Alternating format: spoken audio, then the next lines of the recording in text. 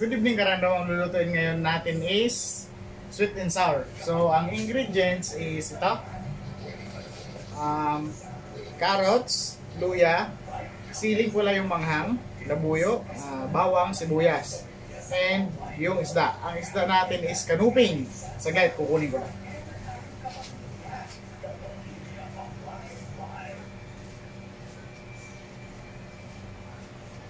Yan, ang isda natin is kanuping. So ito is nalinisan ko na and piprituhin ko na. So yan, check nyo na lang yung procedure natin. So yan yung gagawin natin is magpiprito na muna.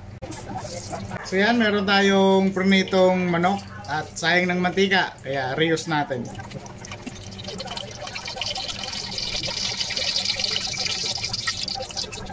Yung tip dito yung karandom is antayin mo na parang mag-uusok na yung mantika. Kasi ibig sabihin, yan na yung mataas na temperature na kaya niya.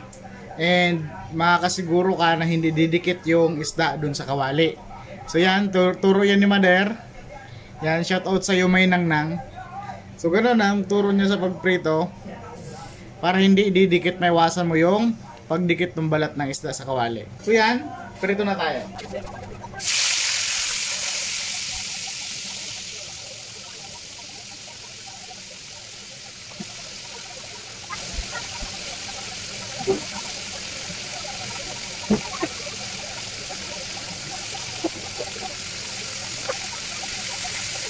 Yan, pinagilid lang natin para yung ulo ay maging crispy.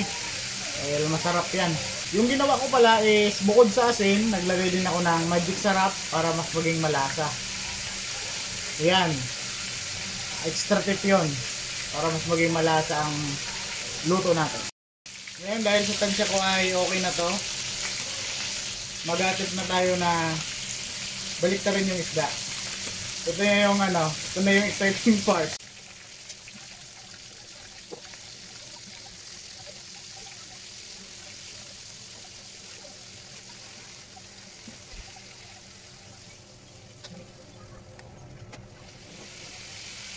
Other side naman.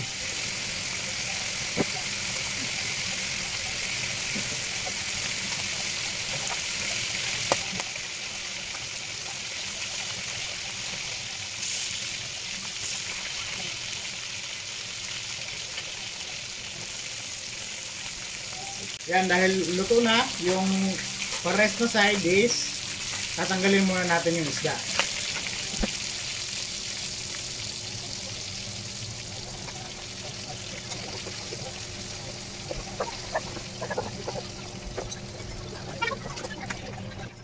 Ayan, sa parehas na mantika, dito na tayo magigisa. Unahin muna natin yung luya.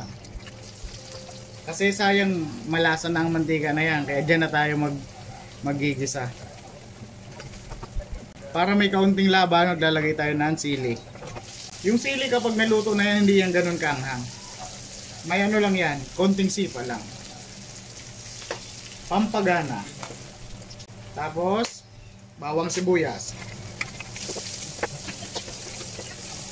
Yung sunod is yung carrots.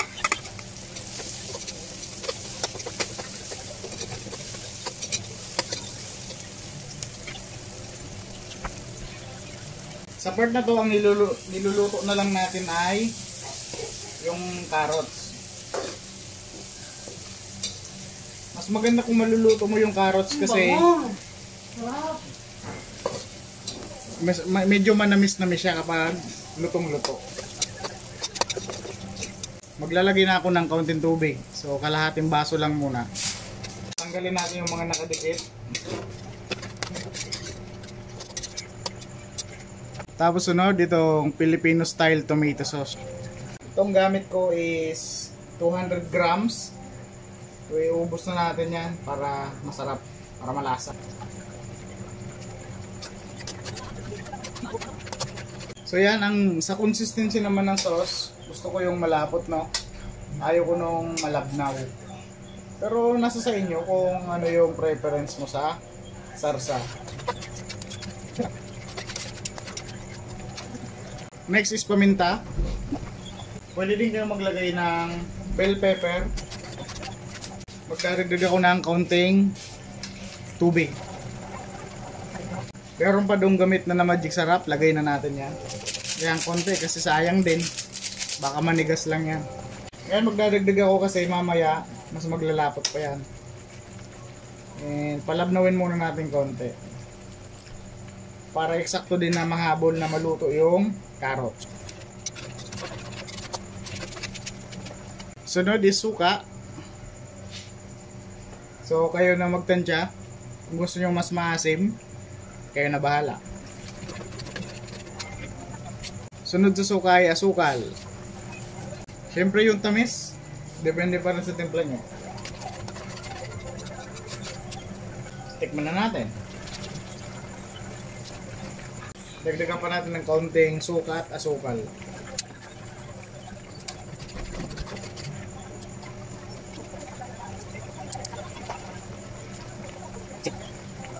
Balik na natin yung isda.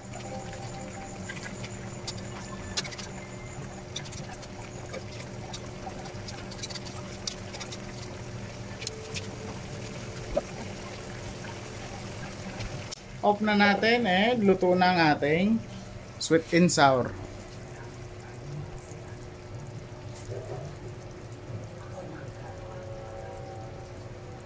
So yan.